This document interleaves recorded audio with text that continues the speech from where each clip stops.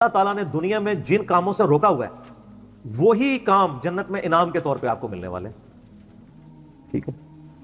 جن جن چیزوں سے روک دیا ہوا ہے، تو سر وہ روکا اسی لیے ہے کہ تھوڑی دیر صبر کر لو، تمہاری انسٹنکٹ میں ان ساری چیزوں کی محبت میں نے ڈال دی ہے، لیکن اس کو پورا کرنے کا موقع یہ دنیا نہیں ہے، وہ آخرت ہے۔ دنیا میں میری مان کے نا اپنی انسٹنکٹ کے خلاف چلو، تھوڑی دیر کے لیے صبر کر لو، روزہ کھل جائے گا۔ یہ دنیا میں بھی ہم نے ایک بڑا روزہ بھی رکھا ہوا ہے جس میں ہم نے حرام سے بچنا ہے، اور اس کی افطاری جنت میں ہوگی۔ روزے کے دوران آپ کھا پی سکتے ہیں، تو روزے کے بعد کھاتے پیتے کیوں ہیں؟ اس لیے کھاتے پیتے ہیں کہ بس اب وہ اللہ نے جو آزمائش تھی وہ ختم کر دی۔ اس طریقے سے دنیا میں اللہ نے جن چیزوں سے روکا ہوا ہے یہ ساری چیزیں حلال ہو جائیں گی، لیکن یہ لال اس کے لیے ہوگی جس نے روزہ رکھا ہوگا، اسی کی افطار ہوگا، کھوجے کا تو نہیں ہوگا، اس کی تو پھینٹی لگ جائے گی۔ اس لیے میں کہتا ہوں دنیا آپ اللہ کی مرضی کی گزاریں، آخرت آپ کی مرضی کی ہوگی، اور اگر دنیا آپ نے اپنی مرضی گزاری پھر آخرت آپ کی مرضی کی نہیں ہوگی، پھر ولیعوذ باللہ تعالیٰ اللہ کی مرضی کی ہوگی، جو اللہ کے وعدے ہیں اپنے پیغمبروں کے ذریعے کہ جو میرے نافرمان ہیں میں انہیں عذاب دوں گا۔ اللہم اجرنا من النار، اللہم اجرنا من النار، اللہم اجرنا من النار۔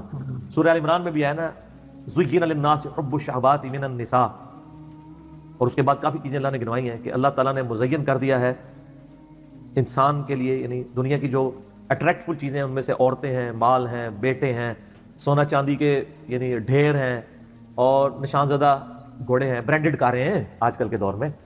تو یہ ساری کی ساری چیزیں اللہ تعالیٰ نے ان کی محبت ڈال دی ہے، لیکن یہ محبت اللہ کو کراس نہ کر جائے، لمیٹڈ رہے۔ ان لمیٹڈ ہوگی جنت، جنت میں زندگی بھی ان لمیٹڈ ہے، نعمتیں بھی ان لمیٹڈ ہیں، یہاں تو پابندی آپ کے اوپر چیزوں کی۔ تو یہ اللہ نے اس لیے رکھی ہیں کہ آپ کو جنت کی قدر ہی تب آنی تھی کہ جب آپ کے دل میں ان چیزوں کی طرف رغبت پائی جاتی ہو۔ اگر آپ کو پیاس ہی نہ لگے تو ٹھنڈے پانی کی رغبت کیا ہوگی؟ پیاس کے بعد ہی قدر آئے گی۔ تو دنیا میں اللہ تعالیٰ نے یہ ساری چیزیں جو اٹریکٹفل تھیں وہ رکھیں، اس کے بعد اللہ نے آزمایا اس حد کو کراس نہیں کرنا، یہ حد کو کراس کرنے کا موقع تمہیں دوں گا اور ہمیشہ کے لیے دوں گا، بس تھوڑا سا روزہ رکھ لو، آخرت میں افطار کروا دوں گا، اور جب وہ افطار ہوگا تو پھر آپ جو مرضی کریں۔ قرآن پاک میں کئی جگہ ہے نا کہ جنت میں ہر وہ چیز ہے جو تم چاہو گے، صحیح بخاری مسلم میں حدیث ہے، جنت میں اللہ تعالیٰ فرماتا ہے میں نے اپنے بندوں کے لیے وہ نعمتیں تیار کر رکھی ہیں جو نہ کسی آنکھ نے دیکھی، نہ کسی کان نے سنی، نہ کسی کے دل پہ کھٹکا گزرا۔ پھر نبی علیہ السلام نے سورہ السجدہ کی آیت تلاوت کی کہ میں نے اپنے بندوں کے لیے ان کی آنکھوں کی ٹھنڈک نعمتیں جنت میں چھپا کے رکھی ہیں۔ میں اکثر کہتا ہوں کہ انسان کے پاس سب سے بڑی جو خواہش ہے نا انسان کی، نمبر 1 یہ ہے کہ مجھے موت نہ آئے، نمبر 2 مجھے کوئی تکلیف نہ آئے، نمبر 3 میں بوڑھا نہ ہوں، ہمیشہ انجوائے کرتا رہوں ینگ ایج۔ یہی ہے نا 3 خواہشات۔ اگر یہ 3 چیزیں دنیا میں آپ کو مل جائیں تو سر خدا کو پھر کس نے رسپانس کرنا ہے؟ آپ سے میں بھی پوچھ لیتا ہوں، اگر آپ کو کوئی مصیبت پریشانی نہ آئے، آپ بوڑھے نہ ہو اور آپ کو موت بھی نہ آئے تو خدا آپ کی ضرورت ہی نہیں۔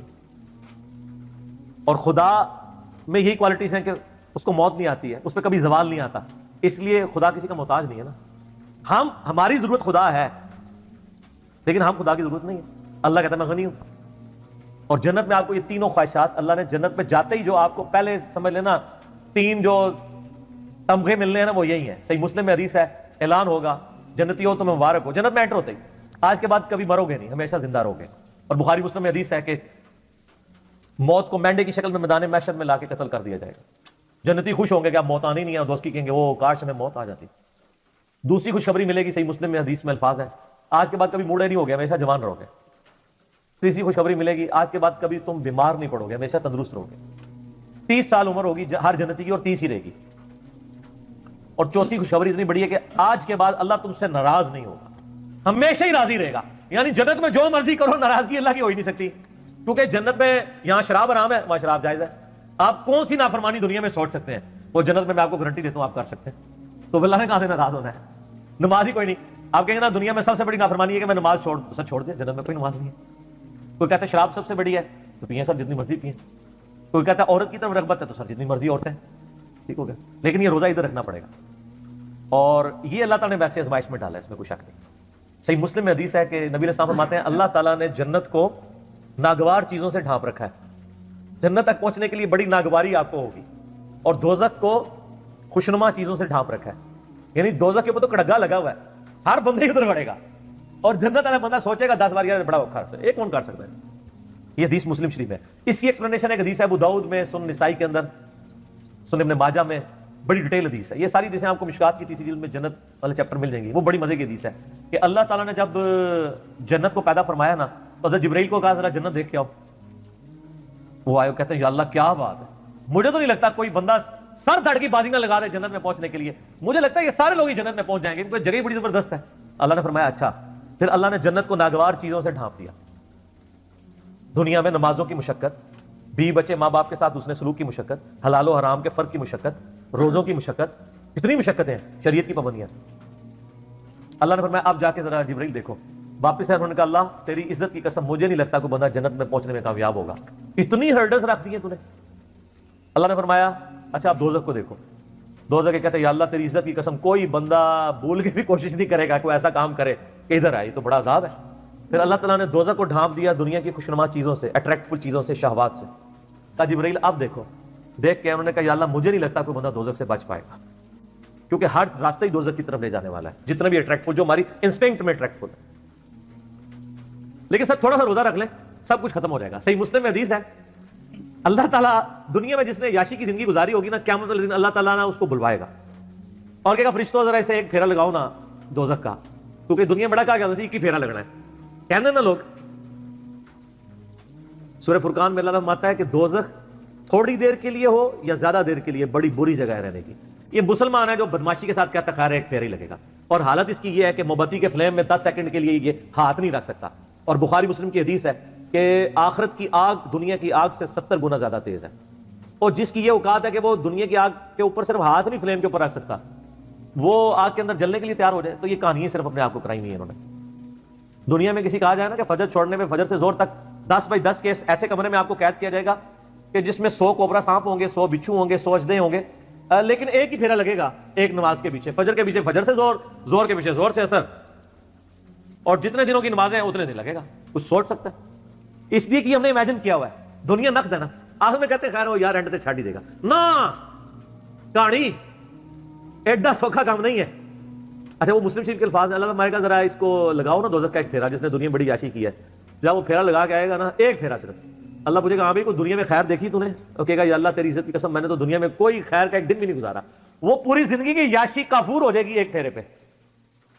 پھر اللہ تعالیٰ ایک مفلس بندے کو بلائے گا جس نے دنیا میں حلال و حرام کی تمیز کر کے ڈر ڈر کے زندگی گزاری ہوگی. اللہ فرمائے گا فرشتوں ذرا اس کا حساب کتاب تو بعد میں کرتے ہیں, ذرا جنت کا ایک پھیرا لگاؤ. جنت کا پھیرا لگا کے اللہ تعالیٰ کہے گا دنیا میں کوئی مشکل, کہے گا یا اللہ کوئی مشکل نہیں, دنیا پوری تکلیف میں کاٹی ہوگی, لیکن وہ ایک پھیرا وہ ساری کی ساری دنیا کی تکلیف کو کافور کر دے. یہاں پہ بھی جو لوگ پوزیشن ہولڈرز ہیں, ٹھیک ہے, تو ہم خود بھی یعنی رہے الحمدللہ, یعنی اتنی محنت سے پڑھتے تھے یونیورسٹی میں, جب پوزیشن آتی تھی تو ہمیں اپنی وہ, آج تو مجھے وہ راتیں بھی یاد نہیں ہے جو ہم نے تکلیف کی کاٹی نہیں ہے, بلکہ یاد بھی نہیں کہ کبھی جو ہے وہ پڑھائی لکھائی کر کے تو کدھر تک. کیوں جی عارف صاحب یہ میرے سینئر ہے نا یونیورسٹی میں, ان کو پتہ ہے کہ جو یعنی کتنا مشکل پڑھائی والا معاملہ ہوتا تھا, تو لیکن آج ہمیں یاد بھی نہیں ہے, کیونکہ جب اینڈ رزلٹ مل جاتا ہے نا آپ اس پرانی تکلیف کو بھول چکے ہوتے ہیں. یہی آخرت کے معاملے میں بھی دنیا کی تکلیف کو تکلیف نہیں رہے گی. اس لیے مسلم شریف کی حدیث ہے کہ دنیا مومن کے لیے قید خانہ ہے اور کافر کے لیے جنت ہے. قید خانے میں تو یاشی نہیں ہوتی سر, قید خانہ اس لیے کہ آپ نے اللہ کی مرضی کے مطابق چلنا. تو یہ واقعی حقیقت ہے کہ اللہ تعالیٰ نے آخرت میں ہر وہ چیز رکھی ہوئی ہے جسے دنیا میں روک دی ہے. دنیا میں اس لیے روکا ہے کہ یہ وہ آزما رہا ہے آپ کو, آپ کے انسٹنکٹ میں اس کی محبت ڈال دی ہے, اٹریکشن ڈال دی ہے. اگر آپ کی اٹریکشن نہ ہوتی تو میرے بھائی آپ کو جنت میں انعام ہی نہیں تھا لگنا. پیاس ہی نہ ہو تو ٹھنڈے پانی کی قدر کیسے آتی, اور وہ پابندیاں لگا دی. اور سر اس حوالے سے میں آپ کو ایک آیت بتاتا ہوں. آیات تو سر اس کے اوپر اتنی ہے کہ میں گھنٹوں فل بدی بول سکتا ہوں. میرا مسئلہ نمبر 50 ہے, دنیا کی مذمت, رزق حرام کی مذمت, دنیا پرستی کا انجام اور اس کا علاج. وہ آپ اگر دیکھیں اس میں میں نے قرآن حکیم سے کراس ریفرنس پہ 11 آیات کور کی ہیں اور 17 حدیث بخاری اور مسلم سے, جن میں میں نے ایک آیت یہ سورہ الزخرف کی بھی کی تھی, جس میں اللہ تعالیٰ نے ایک بڑا عجیب و غریب, قرآن میں جب میں نے یہ پہلی دفعہ آیت سنی تھی نا میں ہل گیا تھا کہ قرآن کس لیول کے اوپر جا کے چیزوں کو ڈسکس کرتا ہے. قرآن پاک میں چند حیران کن آیات میں سے یہ, اب آپ خود بھی حیران ہو جائیں گے آیت سن کے. سورہ الزخرف, زخرف کہتے ہیں سونے کو, گولڈ کو. اس کی آیت نمبر ہے 33 آنورڈ. اعوذ باللہ من الشیطان الرجیم. ولولا ان یکون الناس امۃ واحدہ, اگر اس چیز کا خدشہ نہ ہوتا کہ سارے کافر ہو جائیں گے. ہائے ہائے ہائے ہائے, دنیا میں اتنی اٹریکشن ہے کہ اللہ تعالیٰ کہہ رہا ہے مجھے خدشہ تھا کہ دنیا میں اتنی اٹریکشن ہے کہ سارے ہی میرے منکر بن جائیں گے اگر میں دنیا والا معاملہ جو ہے وہ اس طرح ایکسپوز کر دیتا. ولولا ان یکون الناس امۃ واحدہ, اگر یہ خدشہ نہ ہوتا کہ ساری انسانیت ہی ایک واحد امت اللہ کی منکر بن جائے گی. لجعلنا لمن يكفر بالرحمن لبيوتهم سقفا من فضة ومعارج علیہا یظہرون. ہم رحمان کے کفر کرنے والے لوگوں کے لیے، اللہ کے دشمنوں کے لیے، ان کے گھر اور ان کے گھروں کی جو سیڑھیاں ہیں نا وہ چاندی کی بنا دیتے ہیں، اور ان کے گھروں کی چھتیں چاندی کی بنا دیتے ہیں کہ بھی جو اللہ کو نہیں مانے گا اس کا پورا گھر چاندی کا، یاشی کرے. تو سارے نے کہنا یہی کریے. اللہ نے ہمیں یہ خدشہ تھا کہ ساری کافر ہو جاؤ گے، کسی نے چپ دا روزہ نہیں رکھنا. آگے چلیں. وَلِبُيُوتِهِمْ أَبْوَابًا وَسُرُرًا عَلَيْهَا يَتَّكِئُونَ. اور ان کے جو گھر ہیں، گھروں کے دروازے اور وہ جو ان کے تخت جن پہ وہ تکیے لگاتے ہیں، سب کے سب یعنی چاندی کے زخرفا اور سونے کے بنا دیتے. سونے چاندی کے مکان ہو جاتے ہیں لوگوں کے. جو کافر ہونے کا اعلان کرتا ہے نا، ساتھ ہی اس کا مکان سونے کا بن جاتا. ویسے آپ امیجن کر لیں، آج جو لوگ یہاں پہ اپنا مذہب بدل کے دوسرے ملکوں میں جا کے پولیٹیکل اسائلم لے لیتے ہیں، ان سے یہ وہی تھا. اللہ تعالیٰ ہمارے اگر ہمیں یہ خدشہ نہ ہوتا کہ ساری کافر بن جاؤ گے تو ہم کہتے ہیں کہ جو کافر ہے اس کے گھر سونا چاندی کا، اس کی چھتیں، گھر سب کچھ یاشی کرو. وَإِن كُلُّ ذَلِكَ لَمَّا مَتَاعُ الْحَيَاةِ الدُّنْيَا. لیکن یہ سب نعمتیں دنیا کا متاع ہیں. وَالْآخِرَةُ عِندَ رَبِّكَ لِلْمُتَّقِينَ. آخرت یاد رکھنا صرف پرہیزگاروں کے لیے اللہ کے. دنیا میں تو نیک آدمی امیر ہو بھی سکتا ہے، غریب بھی ہو سکتا ہے، مفلسی کی زندگی بھی ہو سکتی ہے، یاشی کی زندگی بھی ہو سکتی ہے. آخرت میں ایسا نہیں ہے. اس لیے میں کہتا ہوں آخرت آپ کے اختیار میں ہے، دنیا اللہ کے اختیار میں. دنیا سے مراد جو آپ کی ڈیسٹنی میں معاملات ہو، آخرت اللہ کے جو رکھی ہے وہ آپ کے اختیار میں رکھ دی ہے. آپ آخرت کامیاب کروا سکتے ہیں. دنیا میں کوئی کتنی محنت کر لے الٹیمیٹلی ناکام تو ہو سکتا ہے نا وہ، لیکن دنیا میں آپ اللہ کے لیے محنت کر لیں، میں آپ کو گارنٹی دیتا ہوں کوئی ناکامی نہیں ہے. اللہ تعالیٰ نے قرآن پاک میں کئی جگہ فرمایا کہ اللہ تعالیٰ وعدہ خلافی نہیں فرمائے گا. مومنین کے ساتھ جو اللہ تعالیٰ نے وعدے کیے ہیں وہ وعدے پورے کرے گا. اللہ تعالیٰ پیغمبروں کو، ان کے ماننے والوں کو قیامت دن رسوا نہیں ہونے دے گا. تو سر آخرت آپ کے ہاتھ میں، بنائیں، مایوس نہ ہو. مایوسی سے جو چیز آپ کو چھڑواتی ہے وہ اللہ کا تصور ہے. دنیا میں کوئی ناکام بھی ہو جائے، فٹ پاتھ پہ لاوارث لاش اس کی پڑی ہو، کوئی دفنانے والا نہ ہو، کوئی فرق نہیں پڑتا. اگر اس نے اللہ کے لیے زندگی گزاری ہے تو جنت میں پہنچ چکا. اور دنیا میں کسی کے لیے بہت مہنگا مقبرہ بنا دیا جائے، اس میں ایئر کنڈیشن بھی کوئی لگوا دے، اس کے لاش میں تعفن ہونے سے نہیں اس کو روک سکتا. لاش بھی کوئی تعفن ہونے سے روک بھی لے، اس پہ جو عذاب جو آپ کو نظر نہیں آ رہا وہ کوئی ٹال نہیں سکتا. ٹھیک ہوگا. تو آخرت آپ اپنی مرضی کی کر سکتے ہیں اگر دنیا آپ اللہ کی مرضی کی گزاریں. لیکن اگر آپ نے دنیا اپنی مرضی کی گزاری، سر پھر ولیعوذ باللہ تعالیٰ اتنا سخت معاملہ ہونے والا ہے. میں اس پہ آپ کو ریکمینڈ کروں گا، میرا ایک لیکچر ہے مسئلہ نمبر 196، میری زندگی کا اہم ترین لیکچرز میں سے. کاش میں دنیا میں واپس جا سکتا. ایک دفعہ وہ لیکچر دیکھ لیجیے گا. قرآن پاک کی کئی آیات میں نے اس میں کراس ریفرنس کے طور پہ کور کی. کاش میں دنیا میں واپس جا سکتا. یہ قرآن کی آیات ہے کہ دوست کی جب دوزخ میں پہنچے گا نا تو کہے گا کاش ایک موقع مجھے مل جائے کہ میں دنیا میں واپس آ جاؤں. زندگی ایسا خطرناک جوا ہے، اس سے بڑا خطرناک جوا کوئی نہیں ہے. دنیا میں آپ کو جوا ہار بھی جائے، یعنی میں اس دوسرے معنوں میں کہہ رہا ہوں جائز نہیں ہے، تو جیتنے کے پھر بھی چانسز ہیں. زندگی کی بازی جو ہار گیا نا، وہ ادھر تو نہ سپلی ہے نہ آپ دوبارہ پیپر دے سکتے ہیں. جو جیت گیا وہ جیت گیا، جو ہار گیا وہ ہار گیا. اس لیے کہا گیا قرآن پاک میں یوم التغابن، جیت اور ہار کے فیصلے کا دن ہے قیامت کا دن. ٹھیک ہے. بہت سیریس معاملہ ہے، بہت زیادہ سیریس ہونے کی ضرورت ہے، اور اس کو اپنے دماغ پہ سوار کرنے کی ضرورت ہے. میں آپ سے سوال کرتا ہوں کہ 1 ارب روپیہ کسی کے پاس ہو اور اسے کہا جائے کہ 1 روپیہ اس میں سے مجھے دے دو، باقی تم رکھ لو، وہ فائدے میں ہے؟ یا وہ شخص جو کہ میں نے 1 روپے کی حفاظت کرنی ہے چاہے ارب روپیہ باقی مجھ سے جاتا رہے، وہ عقل مند ہے؟ تو سر دنیا کی زندگی تو 1 روپیہ بھی نہیں ہے اربوں سال کی زندگی کے مقابلے پہ. یہ 1 سال بھی نہیں بنتا، اور یہ تو قیامت کے مقابلے میں 3.5 منٹ کی زندگی ہے. قیامت کا دن 50,000 سال کا دن ہے، اور اگر ایوریج لائف آپ کی 60 سال بھی لگائی جائے، 60 سال کا کمپیریزن قیامت کے دن کے ساتھ 3-3.5 منٹ بنتا ہے. اور صحیح مسلم کی حدیث ہے کہ نبی الاسلام نے فرمایا کہ آخرت اور دنیا کی مثال اس طرح کہ تم میں سے کوئی شخص سمندر میں انگلی ڈبوئے، اس کے ساتھ جو پانی لگے وہ دنیا کی زندگی ہے، اور آخرت انفینٹ لائف. یہ میری باتیں ان لوگوں کو زیادہ سمجھ آ رہی ہوں گی جن کی داڑھیاں سفید ہو چکی ہوئی ہیں. تھوڑی بہت تو میری بھی ہو گئی ہے. جو 60 پلس ہے، بخاری مسلم میں حدیث ہے نا کہ اللہ تعالیٰ نے جس کو 60 سال عمر دے دی اس پہ اللہ نے حجت تمام کر، اس کا کوئی ایکسکیوز باقی نہیں رہے گا اللہ کے پاس. ویسے تو 40 والے کا بھی نہیں ہے، لیکن 60 والے کا کہ پتر تو گل بھی نہیں کرنی. تھوڑے سن سمجھنے کے لیے، بات پہنچانے کے لیے تو بات سمجھ سکتا تھا. تو لیکن یہاں میں یہ دیکھا ہے جو کوئی بوڑھا ہوتا ہے تو ہی اس کی وہ خواہشات جوان ہوتی ہیں.